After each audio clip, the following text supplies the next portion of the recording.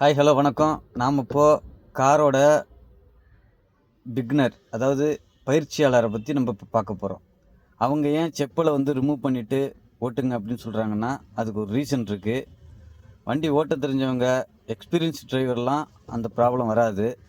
ஆனால் பிகினருக்கு அந்த ப்ராப்ளம் இருக்க தான் செய்யும். என்னென்னா, அவங்க செப்பலை கட்டாமல் ஓட்டினாங்கன்னா, அவங்க ஒரு வேளை நுனியில் வச்சு ஓட்டிகிட்டு இருக்கலாம். பிரேக் அப்ளை பண்ணும்போது டக்குன்ட்டு கால் தடுமாறி இதில் மாட்டிக்கும். சரிங்களா? அதனால் எக்ஸ்பீரியன்ஸ் டிரைவர் தூக்கி வச்சுருவாங்க. ஓகேங்களா? பிகினர் பேசிக்காக கற்றுக்கிறவங்க செப்பலை ரிமூவ் பண்ணிவிட்டு பிரேக் அடிக்கிறது ரொம்ப நல்லது. ஏன்னா அதில் இடையூறு இருக்குது. இடையில மாற்றத்துக்கான வாய்ப்பு நிறையா இருக்குது.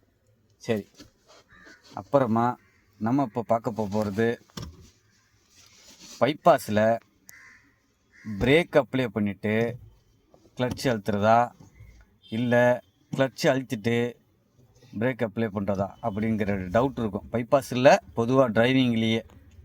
சரி, இப்போது நம்ம பைபாஸில் போகும்போது ஒரு 80ல் போயிட்டுருக்கீங்க, 80ல் போயிட்டுருக்கீங்க, 90ல் போயிட்டுருக்கீங்க, 100ல் போயிட்டுருக்கீங்க அப்படிங்கிற பட்சத்தில் நீங்கள் பிரேக் அப்ளை பண்ணி ஸ்லோ பண்ணிவிட்டு ஸ்பீடு கண்ட்ரோல் வந்த பிறகு, அதாவது பாடி கண்ட்ரோல் ஆன பிறகு நீங்கள் தேவைப்பட்டால் கிளட்ச் அழுத்திக்கிறது ரொம்ப நல்லது. Good drive.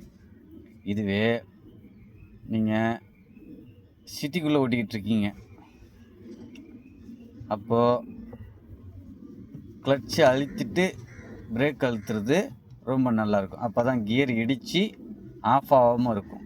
ஓகேங்களா? தேங்க்யூ ஃபார் வாட்சிங். தேங்க்யூ. பாய்.